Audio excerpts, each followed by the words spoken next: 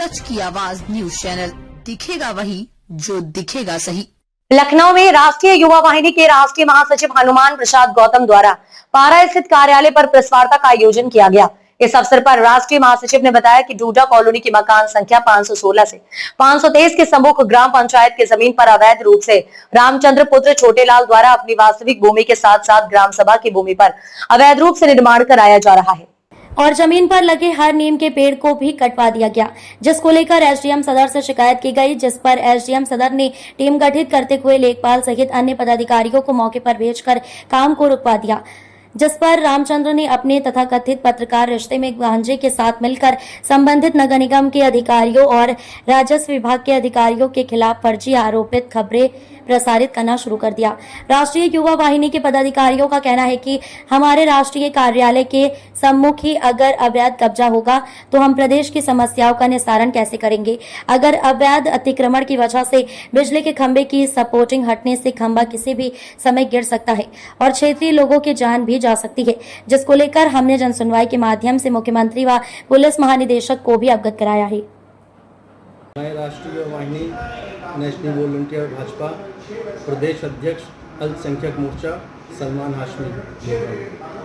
क्या समस्याएं हैं आपके कार्यालय के सामने? जो है देखा गया है कि आपके राष्ट्रीय अध्यक्ष और राष्ट्रीय महासचिव का आरोप है कि मंदिर की ज़मीनों को जो है अवैध कब्जा किया जा रहा है, क्या ऐसा जायज़ है? नहीं, ये कोई मेरे राष्ट्रीय अध्यक्ष और मेरे राष्ट्रीय महासचिव का कोई व्यक्तिगत आरोप नहीं है जी। ये तो हम लोग जन सुनवाई के लिए यहाँ कार्यालय है और जनहित में हम लोग कार्य करते हैं। जो लोग प्रताड़ित होते हैं सिस्टम को लेकर, तो उनका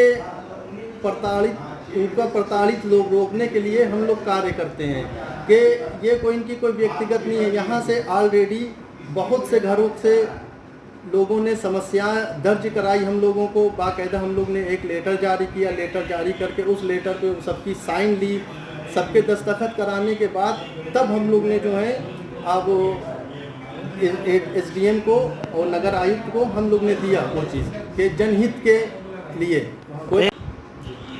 तो आगे जैसा कि आमतौर पर देखा गया है कि आपके राष्ट्रीय अध्यक्ष पे भी आरोप लगा है कि आप जो है ज़मीनों को कब्जा कर लेते हैं, तो क्या ऐसा सत्य है? किस तरीके से मतलब इन समस्याओं को जो आरोप लगे हैं क्या वो जायज़ है? नहीं, बिल्कुल निराधार आरोप लगे हैं। कोई हम लोग तो जनहित के कार्य के लिए बैठे हैं। और ये जो एक प्रकरण चल रहा है, ये पीछे देखिए छोटा सा एक मंदिर बनाया गया है, वो भी मोहल्ला के लोग हैं उन लोग की आसानी सुविधा के लिए।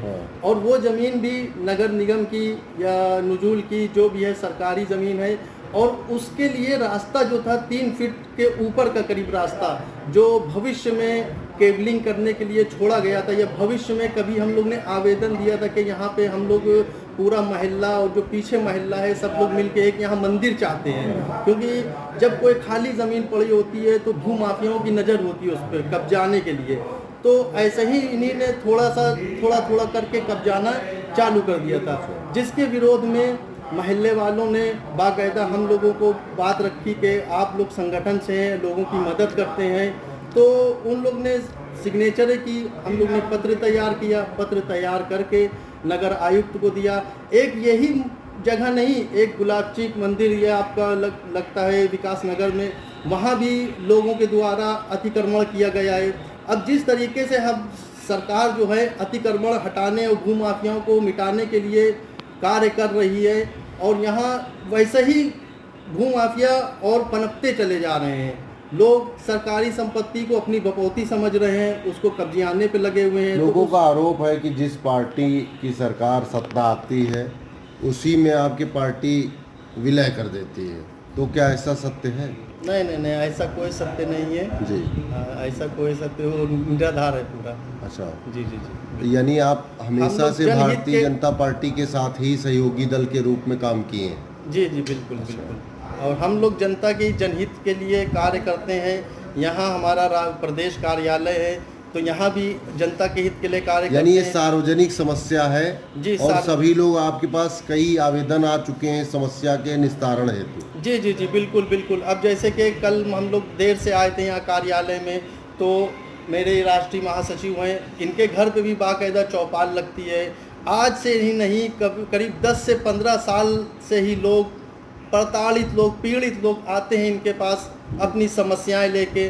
तो कल भी ऐसे ही 3 लोग आए थे, मैं बैठा था वहाँ, तो 3 लोगों की इन्होंने समस्याएं हल की। एक आपका ये लगता है सैदपुर थाना, तो इन्होंने SHO से फरियाद की कि जो है ये देखिए ऐसा ऐसा एक प्रकरण है, कोई मामला है, तो इसको आप देख लिए। तो उन लोगों का निवारण हुआ। ऐसे रोज़ होते रहते, हम लोग जनहित में ही कार्य करते हैं बस। अपने परिचय के साथ। देखिए, मेरा नाम गोलू कश्यप है, राष्ट्रीय युवा वाहिनी का प्रदेश प्रवक्ता हूँ। और जिस तरीके की घटना हो रही है यहाँ पे उत्तर प्रदेश में, आए दिन कुछ ना कुछ सुनने को मिलता है अवैध कब्जे को लेके। ऐसे ही एक कब्जा हुआ है पारा में, जो अवैध कब्जे के साथ एक हरा भरा पेड़ नीम का काट दिया गया, जो 15 साल 16 साल पुराना पेड़ था। बिना कोई परमिशन लिए पेड़ को काटना सबसे बड़ा जुर्म है। जिस तरीके से हमारी सरकार को पेड़ लगाने का काम कर रही है और इस तरीके के लोगों के ऊपर कड़ी से कड़ी कार्रवाई सरकार से मैं आपके चैनल के माध्यम से बता देना चाहता हूं ऐसे लोगों के ऊपर कि सरकार कड़ी से कड़ी कार्रवाई करने का आदेश दें कि ऐसा कभी आगे कोई भविष्य में ना कर पाए। इस तरीके सजा उनको देनी चाहिए।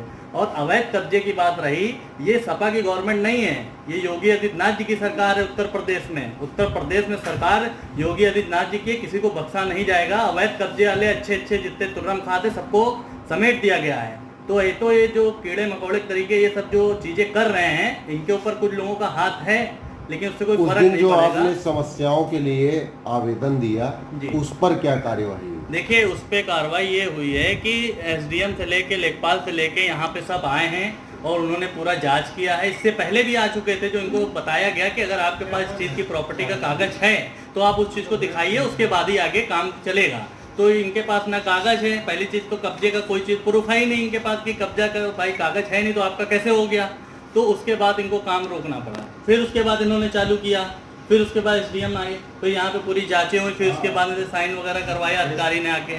फिर उसके बाद जो है इन्होंने कहा कि ये जो है ये भारतीय जनता पार्टी के कार्यकर्ता हैं और यहाँ पे आके दबाव बना के हमारे ऊपर 2,000 रुपये का जो घूस मांग रहे हैं और बदनाम कर रहे हैं। तो सबसे पहले तो मैं ये बोलना चाहता हूँ कि जो सरकार के ऊपर, सरकार के कर्मचारी के ऊपर इस तरीके का आरोप लगा रहे हैं, सबसे पहले तो उनको 420 में तत्काल उनके ऊपर FIR होनी चाहिए कि ऐसे लोगों के ऊपर, बताइए, सरकारी एम्प्लॉय के ऊपर आप आरोप लगा रहे हैं, आपको शर्म आनी चाहिए।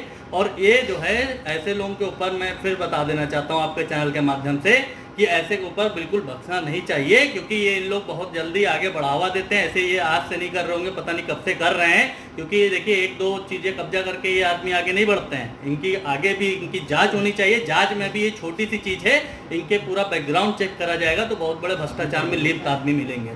तो इनको बिल्कुल भी जो है सरकार से मैं अनुरोध करता हूँ आपके चैनल के माध्यम से कि इनको कड़ी से कड़ी कार्रवाई करें और इनको बिल्कुल भी छोड़ा ना जाए।